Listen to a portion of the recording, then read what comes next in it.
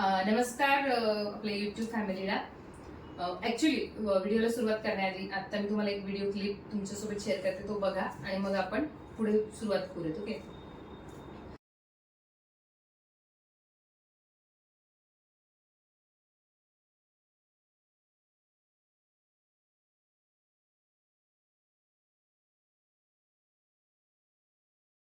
तर आता जो तुम्ही हा व्हिडिओ बघितला तो एक थिएटर मधला आहे. म्हणजे आता तुम्हाला आम्ही याची पार्श्वभूमी सांगते. आज आम्ही आपला जो 2009 मध्ये जो आला होता मी शिवाजी राजे भोसले बोलतोय, हा जो अगदी सुपरहिट ठरलेला जो मूवी होता, मराठी चित्रपट होता, तर त्याचा सिक्वल आज आलाय.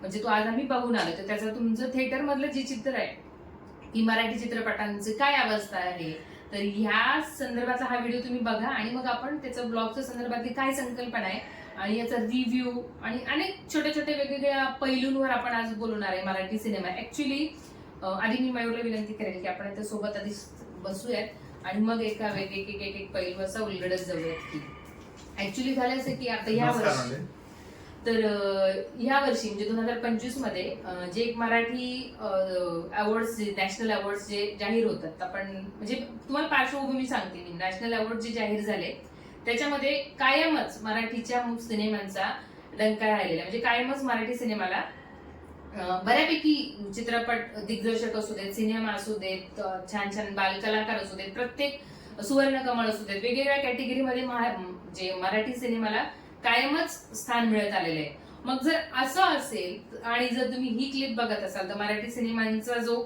म्हणजे चित्र जर असं असेल, जर नॅशनल अवॉर्ड मध्ये जर एवढा दबदबा असेल आणि जर सिनेमांमध्ये जर चित्र असेल, सिनेमागृहांमधलं चित्र असं असेल, तर हा जो विरोधाभास आहे तर हा का आहे, किंवा हा मूवी कसा होता जो आम्ही आज बघितला. आणि याचा जो पहिला भाग होता 2009 मध्ये, मला आठवतंय आपण म्हणजे कॉलेजच्या याच्यामध्ये होतो तेव्हा खूप सुपरहिट होता. खूप त्याने मराठी माणसाची अस्मिता जागी केली, खूप मराठी माणसाचे डोळे उघडले आणि ह्या सगळ्या गोष्टींवर तो मूवी होता. तर त्याचा जो सिक्वल होता तोही तितकाच सुपरहिट व्हायला, म्हणजे आताच तो रिलीज झाला, आता पुढच्या सुपरहिट आपण त्याला ठरवूयात. आणि आमचा जो जेन्युइन जो आहे फीडबॅक आहे, जो खराखुरा जो रिव्ह्यू आहे, तो तुमच्यासोबत शेअर करण्यासाठी हा व्लॉग करते.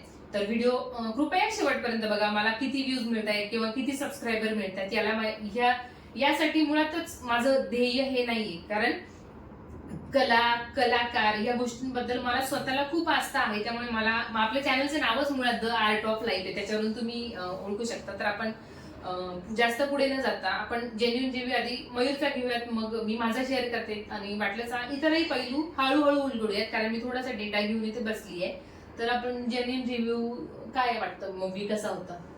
जसं काही सांगितलं तुम्ही की 2009 साली महेश मांजरेकर एक मी शिवाजीराजे भोसले बोलतोय हा मूवी घेऊन आले होते. त्यावेळेस या महाराष्ट्राची किंवा मुंबईची जी परिस्थिती होती त्याच्यावर तो वास्तविकता दाखवणारा तो पिक्चर होता. आणि तो पिक्चर मी कॉलेजला असताना बघितला होता. त्यावेळेस मला खूप असा अभिमान आला होता की हा मूवी आपण बघितला. आपण पण एक मराठी म्हणून या मूवीला खूप अभिमानाने आणि लोकांनी खूप चांगला उत्स्फूर्त प्रतिसाद दिला होता त्या मूवीला. म्हणजे त्यावेळेस मराठी अस्मिता किंवा मराठी स्वाभिमान जागृत करायचं काम हे त्या मूवीने केले होते. त्याचा सिक्वेल या शुक्रवारी म्हणजे महेश मांजरेकर घेऊन आले. त्याचं नाव आहे मी पुन्हा शिवाजीराजे भोसले बोलतो. आज दुपारी आम्ही सर्व फॅमिली जाऊन तो पिक्चर बघितला. आणि जेव्हा आम्ही तो तिकीट बुक करायला गेलो त्यावेळेस सर्वात आधी एक मराठी म्हणून मनात खूप दुःख जाणवलं की थिएटर बुक करताना थिएटर पूर्णपणे खाली होती मुंबईत. असं नाही की मुंबईत मराठी माणसं नाही, पण मुंबईतल्या मराठी माणसाला काय हवंय काय नाही हे माहीत नाही. की एक मराठी म्हणून खूप दुःख वाटलं की 150 रुपये का 160 रुपये तिकीट असून मराठी प्रेक्षक मराठी मूवीकडे जात नाही. आता काही लोक म्हणतात की तुम्ही क्वालिटी द्या, पण माझा स्वतःचा रिव्ह्यू मी आज पिक्चर बघितला तर तुम्हाला सांगतो की महाराष्ट्राची जी आत्ताची सध्याची परिस्थिती आहे शेतकऱ्याची, ही शेतकऱ्याची परिस्थिती दाखवायचे काम ह्या पिक्चरने किंवा महेश मांजरेकरने खूप सुंदरपणे मांडले. आणि त्याच्यात ज्या कलाकारांनी काम केलं असेल ती छोटीशी रखमा म्हणून आहे, त्रिशा ठोसर, त्याच्यानंतर शिवाजीराजे भोसलेचा रोल ज्यांनी केलेला आहे त्यांनी खूप सुंदर रोल केलेला आहे. थोडस म्हणजे या मूवी बद्दल एका शब्दात सांगायचं तर उत्तम, सर्वांगी आणि असं कुठेही रटाळ वगैरे झालेलं अप्रतिम मूवी आहे. पण असं झालंय, आपली धारणाच अशी झाली आहे, म्हणजे बघा आपला कायमच दक्षिणेकडे म्हणजे साऊथ इंडस्ट्रीच्या मूवींचं कायमच कौतुक होतं. मी तेवढी मूवी बघायला आता वेळही मिळत नाही, पण म्हणून मी मयूरला सोबत घेतलंय की असं साऊथ इंडियन म्हणजे दक्षिणेकडील मूवीमध्ये सिनेमामध्ये असं काय आहे की जे आपल्याकडे नाहीये? आता तुम्हाला एक एक्झाम्पल देतो. जसं काही कांतारा, आता कांतारा 2 रिलीज, उत्तम मूवी कांतारा. कांतारा फर्स्ट मी बघितला, कांतारा सेकंड पण मी थिएटरला जाऊन आपणच बघितला.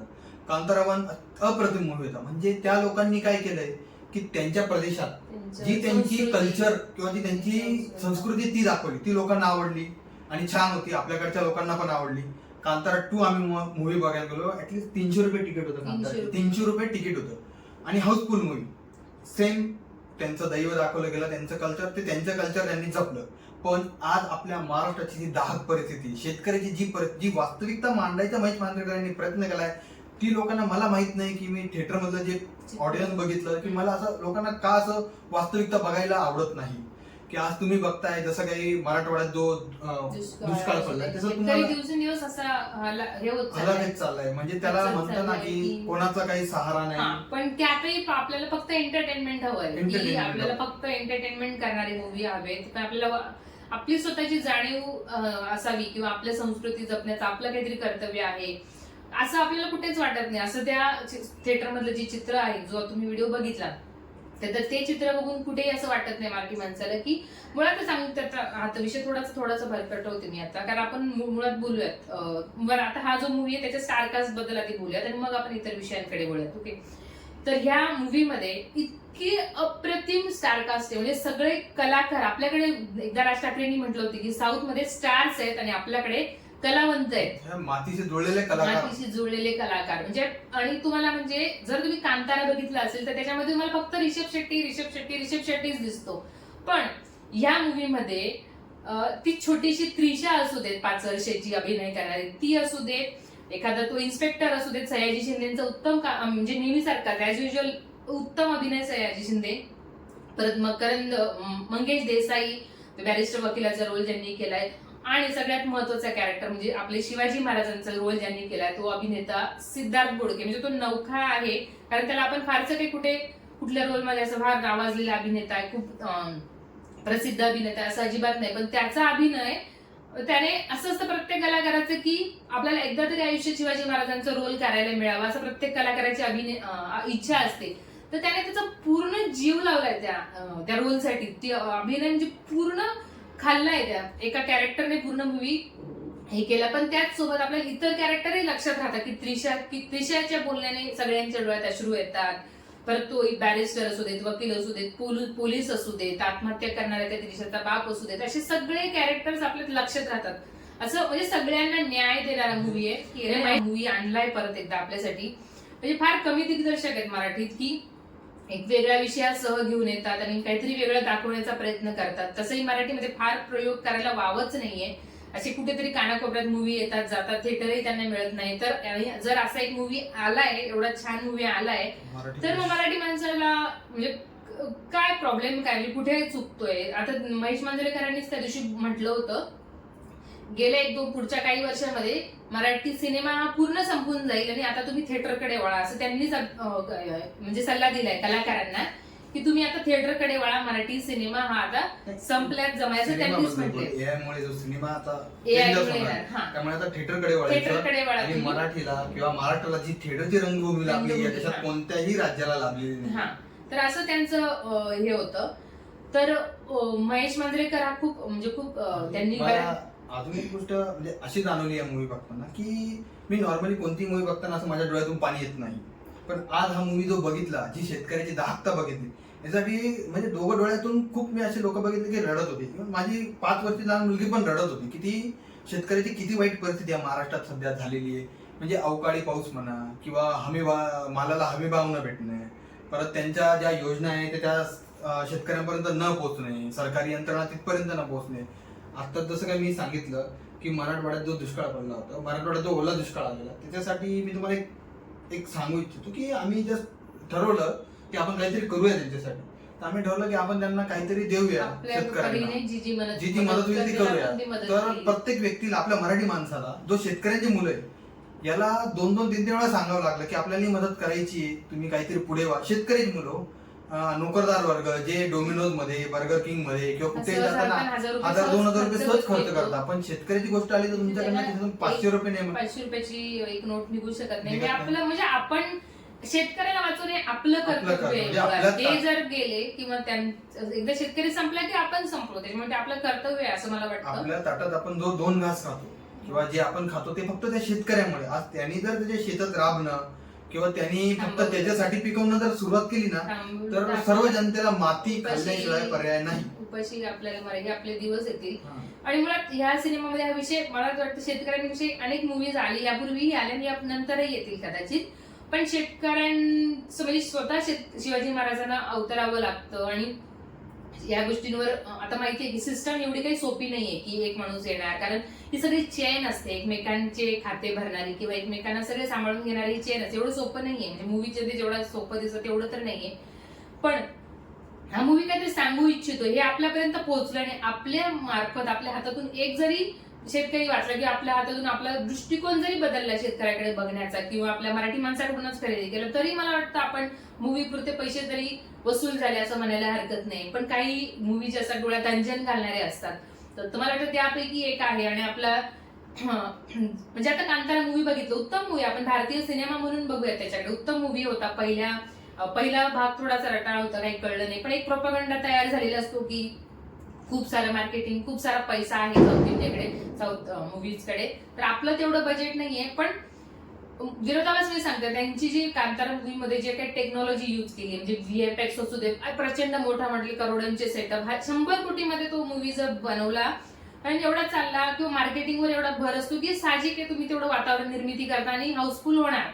पण मराठी सिनेमाचं बजेट 10 कोटीमध्ये हा सिनेमा बनलाय ना, त्याच्यामध्ये कुठली टेक्नॉलॉजी यूज झालीये ना, व्हीएफएक्स यूज झालंय, तर कुठलाही असा बिग बजेट नसताना एवढाच उत्तम सिनेमा बनवलाय. एक सांगू इच्छितो तुम्हाला की तो सिनेमा बघितला, त्या सिनेमात तुम्ही जर बघणार तर आपले सर्व पारंपरिक खेळ किंवा पारंपरिक हे त्याच्यात दाखवलेले. एक म्हणजे कुस्ती जी दाखवलेली आहे ती पूर्ण पारंपरिक मातीची कुस्ती दाखवली.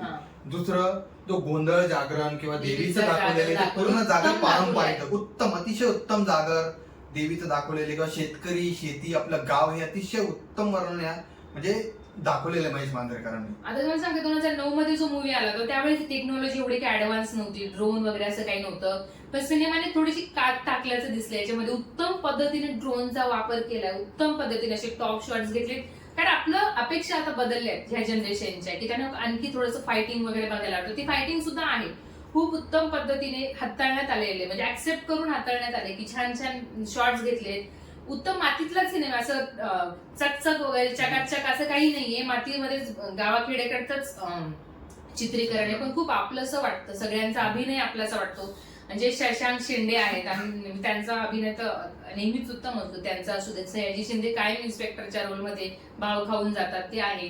सिद्धार्थ बुडकेंचा अभिनय तर विचारायलाच नको, म्हणजे सगळ्या स्टारकास्टची जो अभिनय आहे मंगेश देसाईंचा लक्षात राहतो. नुसतं फक्त त्यांनी याच्यात नाही दाखवले, त्यांनी शहरी भागात जे शहरात आता म्हणजे मुंबई पुण्यासारख्या जो मराठी माणूस आहे जो झोपलेला आहे त्यालाही जागा करण्याचं काम महेश मांजरेकरांनी या मूवीतून केलेलं आहे. म्हणजे आज जी मुंबईला म्हणा किंवा पुणे, नाशिक यासारख्या शहराला जो बाहेरच्या लोकांचा विळखा बसतोय हे जागृत करण्याचं काम महेश मांजरेकरांनी एक त्याच्यात इन्सिडेंट दिलाय, ते तुम्ही स्वतः थिएटरला जाऊन बघा, खूप सुंदर वर्णन केलं. कारण तो माणूस कलाकार आहे, तो त्या कलेच्याच माध्यमातून आपले डोळे उघडू शकतो, कारण तो राजकारणात आता एवढं सोपं नाहीये. कारण राज ठाकरेंचे सुद्धा आभार मानले पाहिजे, त्यांनी कायम कलाकारांना सपोर्ट केलाय. मला एक आवर्जून इथे सांगावं असं वाटतं, आपल्याला जेव्हा बोर होतं, आपण मूवी बघतो, आपल्याला जेव्हा काहीतरी थोडंसं थकल्यासारखं वाटतं, आपण गाणी ऐकतो. जर एक कलाकार नसते तर आपलं आयुष्य किती उदास भकास म्हणजे राहिलं असतं, अराजक राहिलं असतं या जगामध्ये.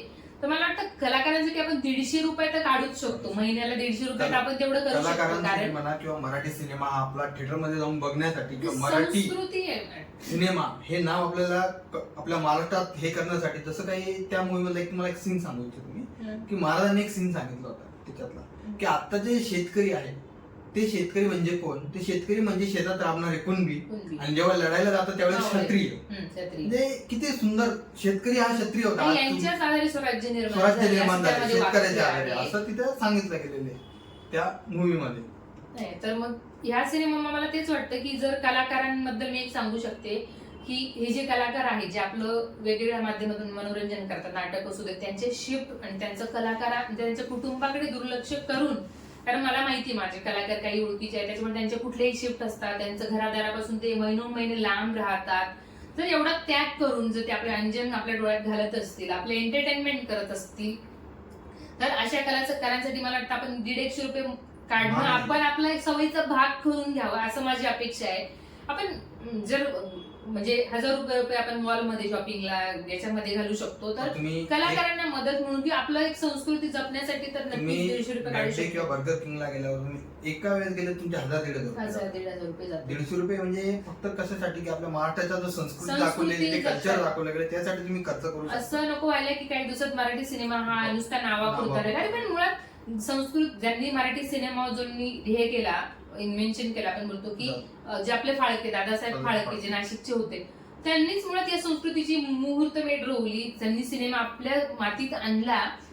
त्यांच्याच भूमीमध्ये जर मराठी सिनेमाची जर अशी परिस्थिती आहे, तर मला वाटतं आपण नालायक आहोत प्रेक्षक म्हणून. तुम्हाला आता मी सांगते, माझ्याकडे ना नॅशनल अवॉर्डची जी काही लिस्ट आहे काही मूवींची, आता मी बोलले की आता ह्या 2024 की 25 अवॉर्ड होते हे, यामध्ये ती त्रिशा ठोसर जी या मूवी मध्ये पण आहे, ती 4 वर्षाची मुलीला बेस्ट चाइल्ड आर्टिस्ट म्हणून तिला पुरस्कार मिळाला. आणि याच्यामध्ये आणखी पण काही कलाकार आहेत, पण याच्या पूर्वीचे सुद्धा मी अनेक मूवी बघितले, जे कासव असू दे त्याला सुवर्ण कमळ मिळालं होतं, दशक्रिया असू दे, बारडो असू दे, श्वास असू दे, आत्म पॅम्पलेटला मिळालाय, परत अजून वाळवी, अजून कुठला होता, नाळ झालं, कासव झालं, आणि ह्या वर्षीचा श्यामची आई, ही सगळ्यात बेस्ट मूवी होता. मग जर नॅशनल अवॉर्ड मध्ये जर मराठी सिनेमाचा एवढा त्याचा दबदबा आहे, कायम तिथे त्यांचं नाव असतं, तर मग आपण प्रेक्षक म्हणून नालायक आहोत. मध्ये मी एक इंस्टाग्रामवर रील बघितलं सय्यार मूवीची. सय्यार मूवी, तिथे बसले रडताय, जोरजोरात ओरडताय. काय त्या मूवी मध्ये तुम्ही या मूवीला नक्की जाऊन बघा, तुमच्या डोळ्यातून डोळ्यातून पाणी आले, शेतकऱ्याची सत्य परिस्थिती तुम्हाला कळेलच काय चालू आहे आता सध्या, काय शेतकऱ्यावर कोणते दिवस वाईट आलेले. बरं, असं नाही की नुसतीच परिस्थिती दाखवली, महाराजांनी स्वतः सोल्युशन दिले की तुम्ही 20% टॅक्स देता, तिथे 1% फक्त टॅक्स वाढवा आणि तो शेतकऱ्याला द्या. महाराजांनी सोल्युशन दिलं, महाराजांनाच परत यावं लागलं याच्यामध्ये. त्यांचं स्वराज्य हे रक्षण करण्यासाठी किंवा बळीराजा हा त्यांच्यासाठी खूप महत्वाचा होता. आता हे महाराजांनी या मूवी मध्ये खूप सुंदर दाखवलेलं आहे की त्याच्यासाठी सोल्युशन काय. तर आता हे तर आपण या मूवी बद्दल बोललो, स्टारकास्ट बोललो, मला प्रचंड सगळ्यांचा अभिनय असं लक्षात राहते, अरे ती मुलीने आपल्याला इतकं छान म्हणजे तिचा अभिनय, प्रत्येकच्या छोट्या छोट्या 2 मुलींचा गाण्याने त्याच्याने रडायला येतं, म्हणजे प्रत्येकाचा अभिनय असं लक्षात राहतो. आणि मग मला नंतर आता जे अवॉर्ड डिक्लेअर झाले याच्यामध्ये, त्याच्यासोबत तुम्हाला सांगते, शाहरुख खानला सुद्धा एक अवॉर्ड मिळाला. तो कुठल्या मिळाल्यासाठी? जवान मूवीसाठी मिळाला. ओके, त्यामध्ये सुद्धा शेतकऱ्यांचाच विषय हँडल केलेला होता की इतक्या आत्महत्या होतात. मग जर शेतकऱ्यांचाच विषय हाताळलेल्या मूवीच्या एका मोठ्या माणसाला जर नॅशनल अवॉर्ड मिळतो, आणि तो मूवी सुद्धा लोकांनीच हाऊसफुल केला होता, मग याला काय प्रॉब्लेम आहे? म्हणजे माझं असं सांगणं आहे याच्यातून की शाहरुख खान बेस्ट असेल, पण मराठी सिनेमा हा तुम्ही एका पंक्तीत नाही बसू शकत. मराठी सिनेमा भले तो 100 कोटी 200 कोटी मध्ये नसेल, पण त्याचं स्वतंत्र एक वेगळं अस्तित्व आहे. तो छोट्या याच्यामध्ये कलाकारांनी या मूवीमध्ये जीव टाकलेला आहे, मनापासून काम केलं. ना कुठला स्टंट बाजी आहे, ना फेक अभिनय आहे, ना कुठलं व्हीएफएक्स आहे, ना काय असं अजिबात तुम्हाला असं आवाजही काहीतरी वाटणार नाही. खूप अशी म्हणतो ना ते साऊथ मूवी सारखं गाडी उडते, गाडी उडते, आणि मोठमोठ्या फायटिंग चालू आहेत आणि काहीतरी वापरले असं खूप सरळ असा, आणि लवकर असा रटाळ नाही होत कुठे की अरे वाटत नाही की असं मूवी आता संपायला म्हणजे कधी संपतोय त्याचं, असं कुठेही वाटत नाही. तर आणि त्यातून एक सांगते की आता हे सगळं झालं, आपण बोललो मूवी बघायला पाहिजे, कारण आपण स्वतःच एक सवय की महिन्यातून एक मूवी आपण कलाकारांसाठी, आणि टॅक्स फ्री असतात मूवी मराठीमध्ये, तर 150-200 रुपयाचं वरती तिकीट नसतं. तर आपण एक संस्कृती म्हणून कदाचित उद्या आपलं ऱ्हास होऊ नको या फील्डचा किंवा ह्या इंडस्ट्रीचा, म्हणून कर्तव्य म्हणून तरी आपण मराठी सिनेमा बघितला पाहिजे. मला वाटतं हेच आवाहन करण्यासाठी हा ब्लॉग होता.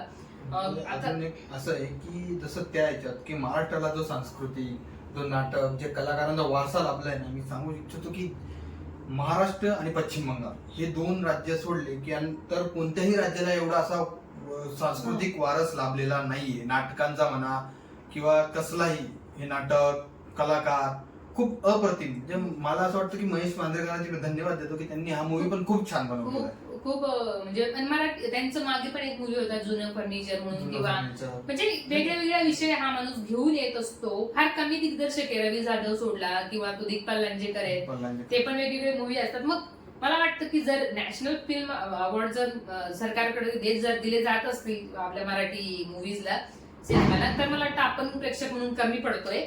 आपला दृष्टिकोन बदलला पाहिजे. प्रत्येक वेळेस काय खूप मार्केटिंग म्हणजे खूप सारे मार्केटिंग असली मगच तो मूवी चांगला असेल असं काही नसतं.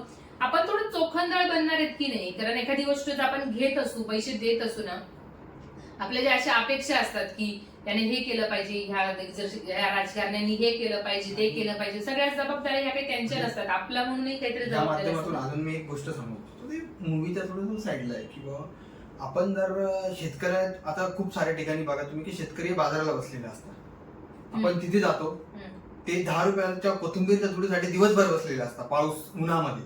त्याला आपण तो म्हणतो की 10 रुपयाची कोथिंबीरची जुडी, तर आपण म्हणतो 8 रुपयाला द्या, 5 रुपयाला द्या. आणि असंच तुम्ही जे बार्गेनिंग तुम्ही मॅकडोनाल्ड किंवा डोमिनोज मध्ये जाऊन करणार का, तिथे तुम्ही वरून टिप देऊन येता, हे 20 रुपये टिप घ्या किंवा 10 रुपये टिप. पण जो शेतकरी बसलाय दिवसभर त्यासाठी तुम्हाला 10 रुपये द्यायला म्हणजे काय तो, अरे तो त्याच्या मालाच्या हमीभावासाठी बसलाय. मला वाटतं शेतकरी जगवणं हेच आपलं मुळात आता कर्तव्य आहे. की हा खूप चांगला डोळ्यात अंजन घालणारा सिनेमा आला आहे. मला अजून एक म्हणजे सांगायचं, मला मूवी बघणं म्हणजे सिनेमा माझं वेळ होतं, पण आता गेल्या काही वर्षात ते खूप कमी झालंय. मग गेल्या काही दिवसापूर्वी एक मूवी बघितला, डॉक्टर काशीनाथ घाणेकर.